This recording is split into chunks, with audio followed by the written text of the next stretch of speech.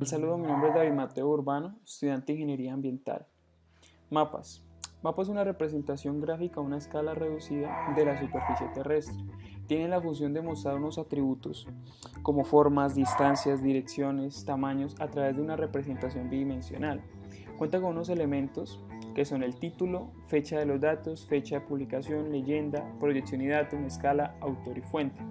La escala es la razón de ampliación y reducción entre una unidad en el mapa y una unidad equivalente en la superficie. Es útil para calcular distancias, áreas, perímetros, longitudes. Cuenta con un factor de escala generado por la imposibilidad de representar una superficie esférica en una plana sin distorsionarse. Encontramos dos tipos de escala o dos representaciones de la escala gráfica lineal y la escala numérica. Generalización cartográfica, concepto influenciado por la escala ya que permite determinar el grado de generalización que le vamos a dar al estudio de un objeto. Está influenciado en cuatro conceptos: simplificación, que consiste en determinar el objeto o los datos a estudiar. La clasificación consiste en una agrupación de los datos según diversos criterios. La simbolización consiste en determinar unos signos a tal clasificación para que pueda ser más fácil al lector de analizar los datos. Y la inducción consiste en el proceso de análisis de la información en el mapa. Muchas gracias.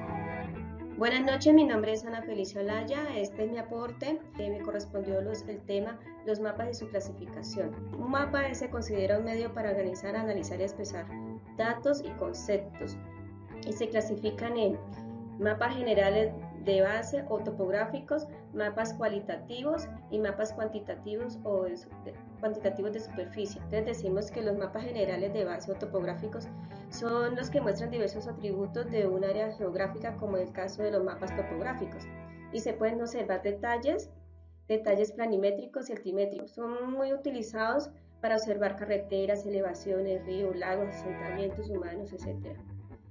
También decimos que los mapas cuantitativos son mapas en que se expresan variables de carácter nominal u ordinarios y es útil para estudios de zonas paisajísticas, como con el uso de coberturas de suelo, como se observa en el mapa. También tenemos los mapas cuantitativos de superficie, que son los mapas que proporcionan información cuantitativa de un fenómeno en estudio. Por ejemplo, cuando hacemos un estudio de la precipitación, estos mapas se podría saber qué cantidad y en qué área se puede presentar la precipitación. Estos mapas se dividen en mapas coropléticos y subpléticos. Los mapas coropléticos es donde nos muestran los valores de una unidad de área y se pueden utilizar para ver lo que son fincas, provincias, parcelas, como se observa en el mapa. Podemos ver cuánta deforestación por tasa anual hay y las delimitaciones de las áreas que corresponden y los valores.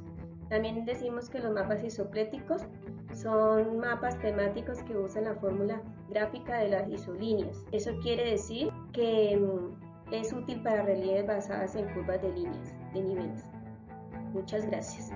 Cordial saludo, mi nombre es Jack Freddy Puentes Torres, estudiante de Ingeniería Ambiental de la Universidad Nacional Abierta de Distancia UNAD. Esta vez explicaré los temas escogidos: variables geoespaciales y la ubicación o distribución espacial de las variables geoespaciales. Estas se clasifican en datos areales, volumétricos, puntuales o lineales. Los areales son de dos dimensiones, tangibles o abstractos, y un ejemplo de ellos puede ser la religión de un territorio. Los volumétricos son tridimensionales, tangibles o abstractos, y un ejemplo de ellos puede ser la densidad de población de un territorio. Los puntuales están relacionados con una localidad o punto individual. Un ejemplo de ellos pueden ser la intersección de dos carreteras. Los lineales son unidimensionales, poseen dirección y longitud, y un ejemplo de ellos puede ser una línea de gas o una línea telefónica. La ubicación geográfica de estas variables según perspectiva de continuidad pueden ser continuas o discontinuas. Discontinuas, en estos elementos están definidos por ciertos atributos y por su ubicación geográfica. Un ejemplo claro puede ser el estudio de volcanes activos en el globo terráqueo. Hay territorios donde no existe la variable. Aquí en el ejemplo de la imagen podemos ver que en Rusia no hay volcanes activos. En cambio, en las continuas es todo lo contrario. No existen áreas vacías o sin la presencia de la variable. Un ejemplo puede ser la temperatura global. Otra característica de las distribuciones espaciales es su tendencia o patrón en el espacio. Pueden ser uniformes y no uniformes. Las primeras, sus cambios no son bruscos, sino graduales, y un ejemplo puede ser la variación de temperatura del aire entre dos ciudades cercanas como Villavicencio o Acacías.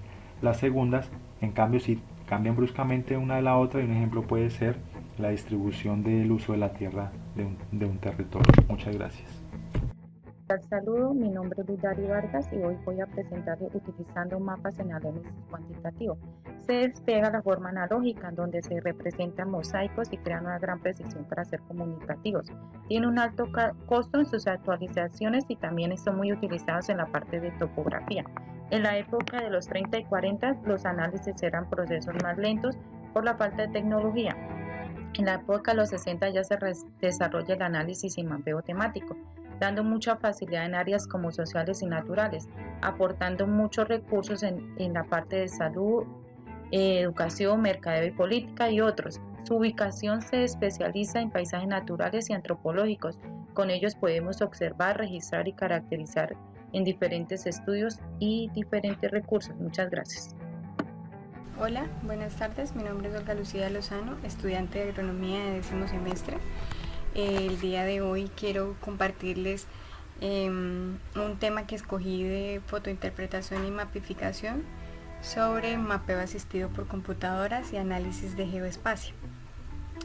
Nacen dos formas de utilizar esta información, evaluando los recursos naturales y evaluando el uso de la tierra.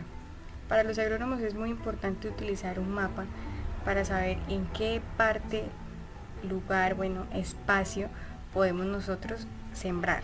Esta es una cultura que viene ya de hace muchos años. En 1963 Howard Fisher, que es arquitecto de planificación urbana, utilizó una computadora y un programa llamado CIMAP. Este programa es para imprimir mapas simples utilizando cuadrículas. ¿A qué hago referencia a esto? Los mapas que vienen a escala nos dan una referencia del espacio donde podemos nosotros llevar a cabo esta siembra.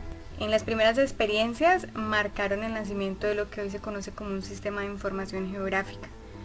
Existen diferentes clases de mapas, existen diferentes clases de metodologías para poder tener en cuenta en qué lugar podemos hacer uso de ese terreno. Y estos mapas lo que hacen es ayudarnos a evaluar ese tipo de terrenos. Como bien lo saben, existen tipos de mapas donde nos pueden identificar debilidades, necesidades, requerimientos de la tierra. Que tengan una feliz tarde. Hasta luego.